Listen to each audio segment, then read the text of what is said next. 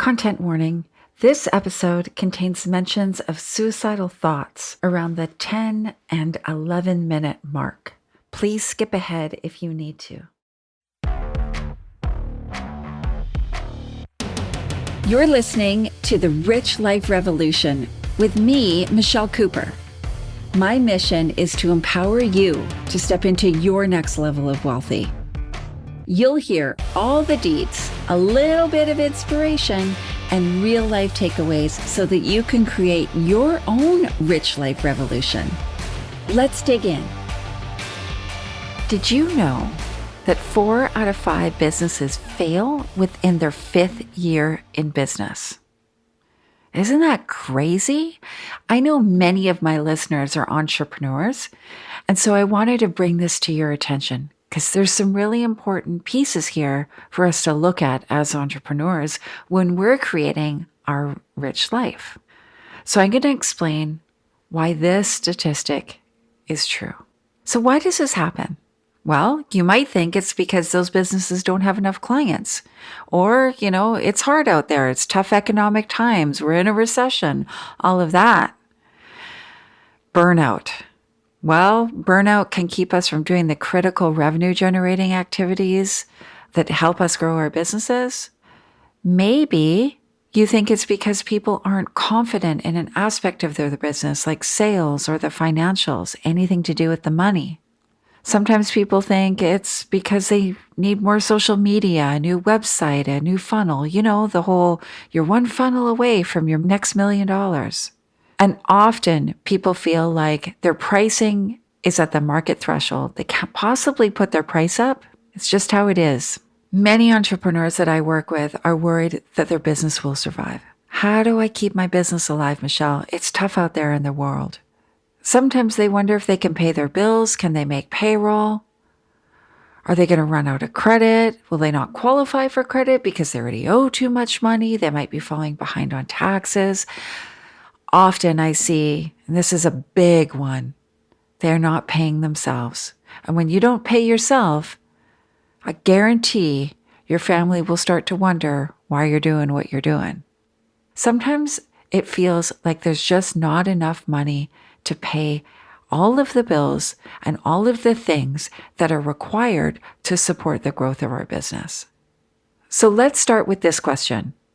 How did most people become millionaires? Because let's get real.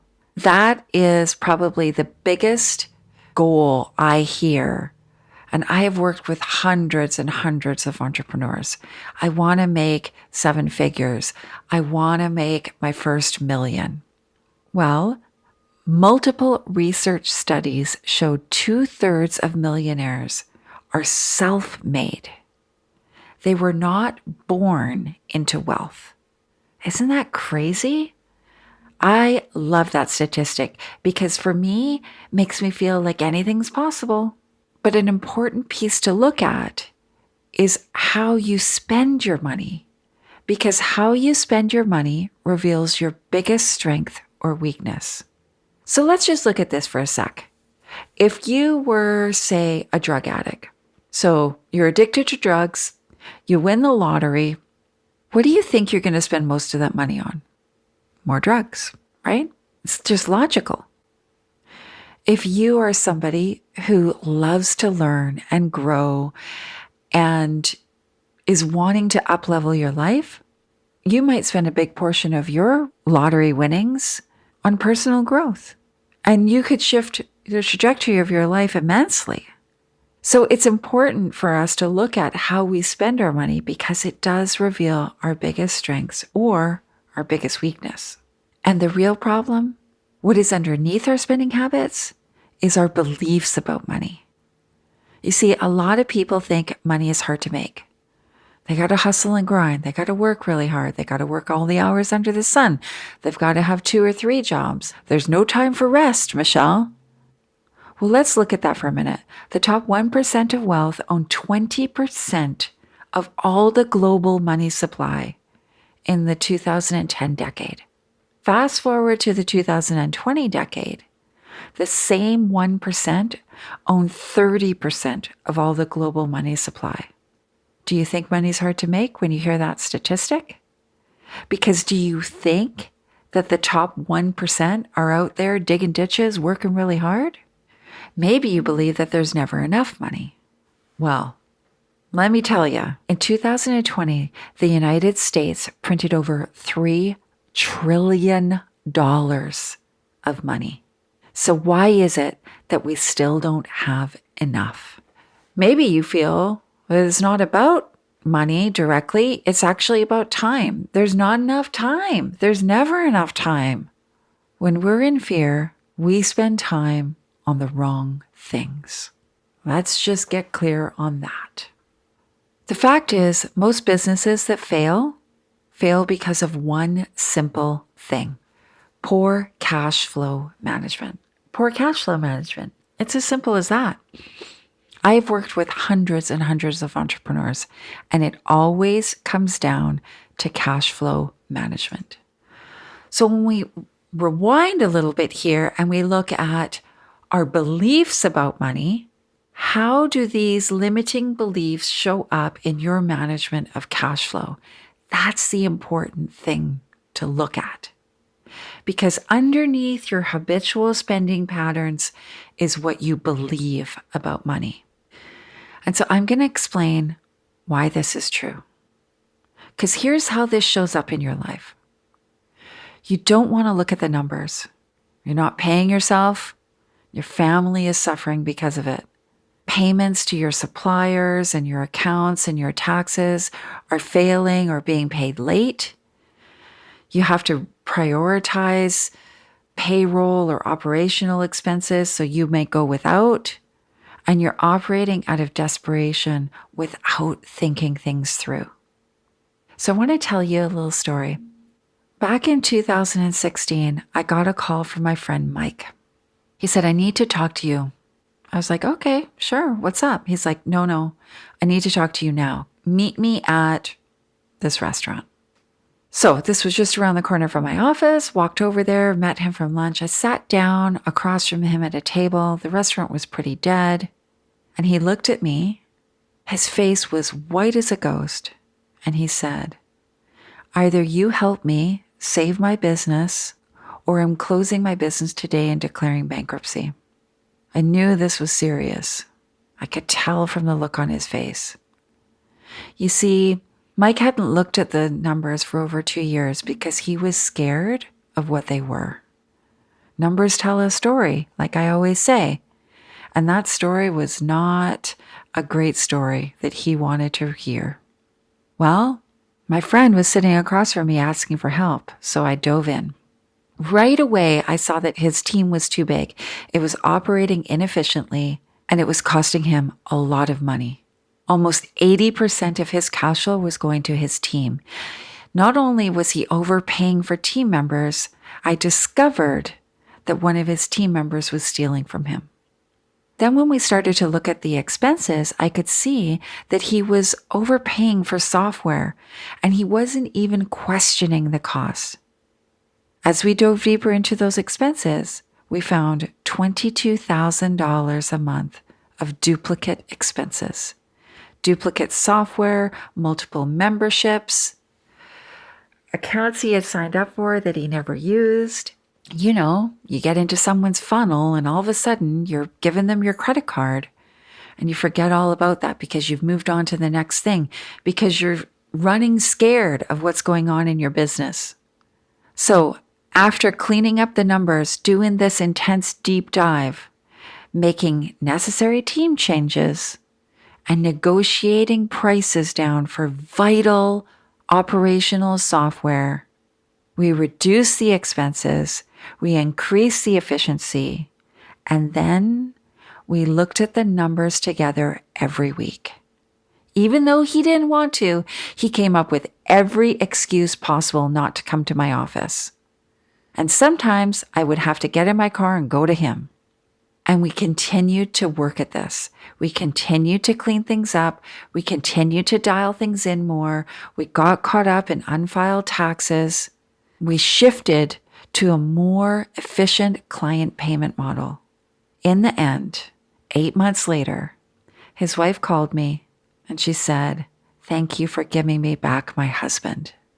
When I first started working with Mike, I said to him, what is a goal? What is something that this process we're going through, it's not going to be comfortable. It's going to push all your buttons.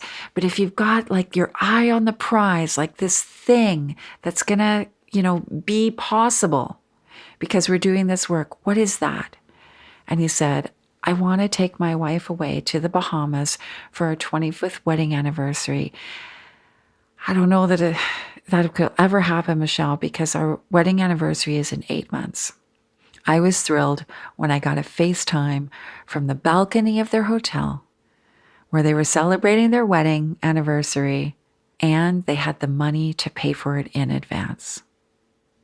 But the real thing that happened in this situation is that I later learned that Mike was actually ready to commit suicide.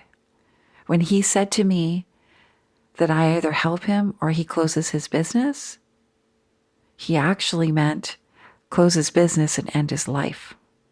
That's how much pressure can accumulate on top of entrepreneurs. So as I've said a couple of times, I've coached hundreds and hundreds of people in their business, on their mindset. And I realized over those years that it's actually not about the money. It's about the beliefs about money. So in my own business journey, I had similar things happen. And you would think that because my business operates in the financial world, that I wouldn't have these problems. But like I said, it's not about the money. It's not about our education. It's about our beliefs about money. So even though I had a 7-figure business, I still ran into some of these problems because I had a belief that I had to work really hard. I had to overgive. And that overgiving was bankrupting my personal life and my business. Many people will tell you that I'm very generous. I love gift giving. It's my love language. However, we have to look at the profitability of our business. And if the gift giving and the generosity comes from an innate sense of a deficiency, we have a problem there. So I want you to consider what things you've been told by your family, by your peers, by your friends about money. Because that's what I had to do. I had built a 7-figure business with all the burden on my own shoulders. I had become a single mom to 3 kids. My husband and I were going through a divorce. I was working 60 to 80 hours a week. And you know what it cost me the most? It cost me almost 10 years with my kids. I can't ever get that time back. A little while ago, when we were moving, my kids pulled out several plastic bins of photo albums. And as they looked through the albums, giggling and laughing and remembering all these fun times, I was looking over their shoulders and I noticed something. I wasn't in these photos. And it wasn't because I was taking the photo. It was because I was working. I can't ever get that time back with my kids. In a way, I regret it, and in a way, I don't. I did what I had to do to get by. I created an amazing life for my children. They don't go without, and my kids are going to finish university with no debt. That was a promise I made to them and to myself. But even though I built this 7-figure business, I ended up being completely burnt out, unhappy, overweight, and just plain hated my life. And one thing I realized by looking inside is that I had this recurring theme in my life of being blindsided. You see, when I was 9, my mom died of cancer. Overnight, I became that girl whose mom died because nobody else's mom had ever died. Although my family knew that this was happening, nobody bothered to really tell me. They just didn't know how to handle it. How do you tell a 9-year-old girl that her mom's going to die? When I was in my teens, I was deeply betrayed by one of my best friends. She shared something with basically the entire school that was devastating to me. Overnight, I lost every single friend. I felt like the whole school was talking about me. And then, as an adult, creating a business, I got an offer to work in somebody else's business, somebody that I truly admired and looked up to. Although the beginning couple of years was amazing and I got incredible mentorship, this ended up being an extremely toxic relationship. And then, not only did my marriage fall apart, but the Canadian government decided that my husband couldn't live in Canada anymore. And so he was deported with 2 weeks' notice after being in Canada for over 12 years. Overnight, we had to make some very serious decisions about our family. That's what a blindside is. It knocks you to your core. And this can happen with money. For Mike, learning that a trusted employee that had helped him build his business was stealing from him was for sure a blindside. And it's painful. So what about you? Does money feel hard to make? Does it feel like you never have enough money? Does it feel like you never have enough time? And how is that impacting the way you deal with your numbers and your cash flow right now? I want you to pause this episode. Just take a moment and consider that. But really, it's not your fault. What we believe about money comes from what we've been told. It comes from what we've witnessed. And we can make different decisions. So I'm going to give you my simple process to get you back in control of your cash. This process eliminates bad habits like overwhelm, overthinking, and procrastination. The first step is awareness. We have to be aware of our thinking. We have to be aware of our beliefs. We have to know what's going on underneath. This is the personal work. This is the inner journey. Get clear on that. And it's not like a one and done. Like you got to keep working on this part. Get great support. Hire an amazing bookkeeper, a good accountant, a great tax strategist, maybe a corporate lawyer. Get the support you need. And then execution. Once you're aware of what you believe and you're thinking, and you have somebody helping you, you can execute like a pro. A really funny awareness I had recently when I was diving into my sacred money archetype is I heard my dad's voice in my head. Oh, that money, it burns a hole in your pocket, Michelle. It's like he thought I was so somehow deficient in this ability to handle money. Like I couldn't have $10 in my pocket without it like disappearing on something. And then I heard my brother's voice in my head. If there's a money mistake to be made, you will make it. It made me laugh because these are the moments of being blindsided by money. Money did burn a hole in my pocket. I love spending money. I have so much fun spending money. There's nothing more fun to me than taking friends out for a dinner or an activity or some kind of experience, treating my family to something awesome. I love spending money. It did burn a hole in my pocket, but why was that a bad thing? And yes, I have made some bad money decisions. And I regret them. But the fact is I made them. I need to forgive myself and move on. It's a decision I made. It's not who I am. So we can remove these blind sides from our experience because this doesn't have to be you. If you need help with this, there's people out there, including my company, Alchemy Accounting and Bookkeeping, that can help you with this. What you want is somebody who will help you identify your biggest money belief blocks that are preventing the inflow of money. You'll want to find out where your biggest profit leaks are and how to plug them. And you will also want to maximize your tax savings so that you're keeping as much for yourself instead of giving it all to the government. Alchemy Accounting and Bookkeeping can help you with that, but so can other people. This isn't an ad for my business. This is a strategy for you to maximize the cash flow in your life. I hope this helps. I can't wait to hear your biggest takeaway. Thanks for hanging out with me. I hope you got at least one gold nugget today. Be sure to grab your copy of the Rich Life Revolution workbook to help you set the foundation for your next level of wealthy. Get it now at richliferevolution.ca, and I'll see you later.